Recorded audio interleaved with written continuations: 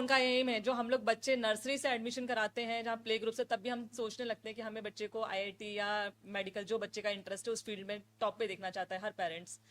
तो वही सपना मेरा भी था। तो सर ने इसको जब उस टाइम कोइंसिडेंटली जब 10th का इसने आया ही था, तब हमने प्लान किया था कि हम इसको 11th का मैथ्स, सर ने कहा था कि हम पढ़वा देंगे और 11th में जब आएगा तो 12th का करवा देंगे। वही स्ट्रेटजी हमने फॉलो किया।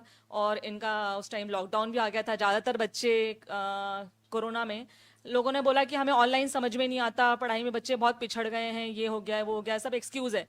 अगर आपके थॉट सही है, आपका एम सही है और आप उसे पॉजिटिव डायरेक्शन में आप ले जाते हो तो आप, और गाइडेंस सही मिलता है। और उस टाइम का मेरे बेटे ने मैं कहूँगी कि उसकी भी लगन और मेहनत थी, और उसको हमने जो गाइड किया उसने उसे फॉलो किया और अपने माँ बाप का कहना माना।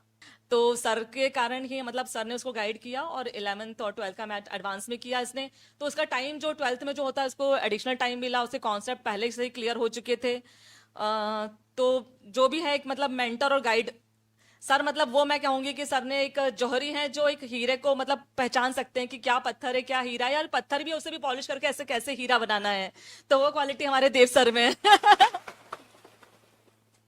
तो मैं मतलब सर का मतलब नो डाउट कि अगर सर ना होते, मतलब एक होता है मेंटर है, गाइड आप लोग भी अगर सर के इसमें गाइडेंस में चलोगे तो डेफिनेटली, मैं सोच देख रही हूँ यहाँ पर जितने बच्चे बैठे हैं, अगर सही लगन मेहनत और सर के उसको गाइडेंस को फॉलो करेंगे तो डेफिनेटली यहाँ पर एक नहीं 50 बच्चे इस इंस्टीट्यूट से निकलेंगे।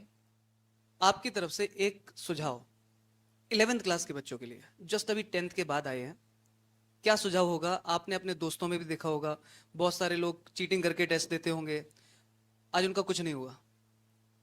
तो रौनक, क्या सुझाव होगा आपका उन बच्चों के लिए 11th क्लास के? चीटिंग करके तो फायदा है नहीं, क्योंकि मेन एग्जाम में तो चीटिंग करने का कोई ऑप्शन होता नहीं है, और तब वो रियलिटी सामने आ ही जाएगी कि आपने क्या चीटिंग किया और क्या मेहनत करी है। और 11th में बैकलॉग बहुत ही कम करने चाहिए, वरना वो आगे जाके लाइबिलिटी बन जाती है बहुत ज़्यादा। तो आपका क्या, एक सुझाव दो इनको, सब्जेक्ट वाइज सुझाव दो मैथ्स में। सर मैथ्स में जैसे ग्राफ और जो बेसिक्स और मैथमेटिक्स जो स्टार्टिंग में ब्रिज कोर्स पढ़ाया जाता है उस पर ज़्यादा ध्यान देना चाहिए, कि उससे आगे के ज़्यादातर टॉपिक्स कनेक्ट ही रहते हैं। एग्जैक्टली। और फिजिक्स और केमिस्ट्री में आपके हिसाब से आप क्या बोलेंगे, क्या गलती ना करे वो? केमिस्ट्री में तो जैसे इनऑर्गेनिक में तो एनसीईआरटी अच्छे से पढ़नी चाहिए, क्योंकि बहुत सारे question direct line by line उठ के आ जाते हैं। और इनऑर्गेनिक में मैकेनिज्म आए तो ज़्यादा अच्छी बात है, कि कभी कभार आ जाता है उससे बहुत क्वेश्चन। गलती क्या करने से बचे? जैसे कई बार होता है प्रैक्टिस कम करते हैं, उस पर हाँ, बताओ। जैसे फिजिक्स और मैथ्स में तो बहुत ज़्यादा ही प्रैक्टिस चाहिए होती है, और डिफरेंट टाइप के क्वेश्चन की प्रैक्टिस होनी चाहिए। ठीक है। अच्छा, अभी ये 12th बैठे हुए हैं, आप इनको बताओ ग्राफ की क्या इंपॉर्टेंस है, और आपका एक्सपीरियंस है वो भी बता दो यार, आपका क्या रहा यहाँ पर मैथ्स को लेकर के, एक बार वो बताओ। जैसे ग्राफ से बहुत सारे टॉपिक्स जैसे कनेक्ट होते हैं, और उनकी क्वेश्चन जैसे कंटिन्यूटी, डिफरेंशिएबिलिटी और लिमिट्स, कैलकुलस पूरा। और जैसे इसी साल आए थे, मैं दो तीन मल्टीपल आए थे ग्राफ बेस्ड थी, वो इजीली हो गए थे ग्राफ से डायरेक्ट। सर ने जो 11th में ग्राफ पढ़ाया था उससे तो पूरी कैलकुलस अच्छी हो गई थी, और फिर आगे जाके उससे बहुत फ़ायदा मिला था। और जैसे कॉम्प्लेक्स नंबर में भी यूज़ हो जाता है। कितने घंटे पढ़ते थे? पहला क्वेश्चन में से कईयों का दबे दबे बैठा है, कितने घंटे पढ़ते हैं? कितने लोग का क्वेश्चन था ये, हाथ उठाओ जरा, देख रहे हो इन्हें कितना हम अच्छे से समझते हैं। हाँ, कितने घंटे पढ़ते थे?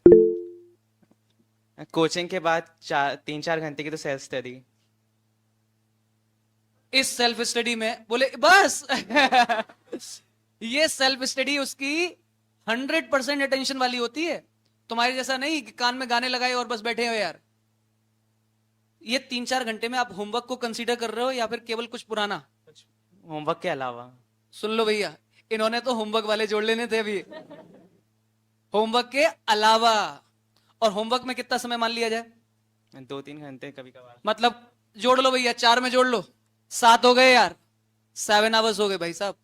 ठीक है, इतना टाइम तो देना पड़ता है यार, और सेल्फ स्टडी को ही मानना पड़ता है भैया, वही टाइम दे रहे हो आप जो कि सब्जेक्ट में होमवर्क के अलावा का टाइम है। जो 11th का आपने बताया आपका केमिस्ट्री वीक था, और फिजिक्स और मैथ्स आपका अच्छा था, फिर आपने बताया कि आपने कर लिया। बस मैं एक बहुत आसान भाषा में समझना चाह रहा हूँ इनके लिए।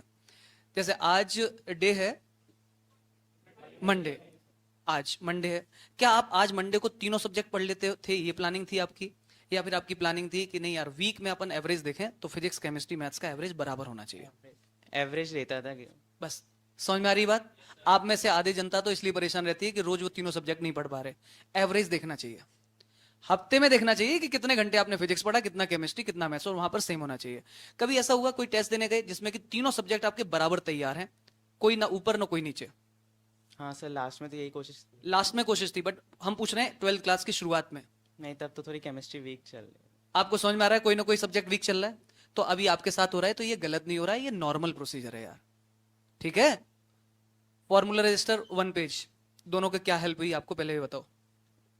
जैसे कोई भी चैप्टर रिवाइज करना है तो उसका फॉर्मूला रजिस्टर देख लिया 1 पेज, और फिर रजिस्टर से जो इंपॉर्टेंट कॉन्सेप्ट से थे वो, और फिर उनके क्वेश्चन प्रैक्टिस कर लिए। जो टेस्ट में टॉपिक आ रहे हैं उनके शॉर्ट नोट्स रिवाइज कर लिए, और जो थोड़ा वीक लग रहा है उसके क्वेश्चंस प्रैक्टिस कर लिए।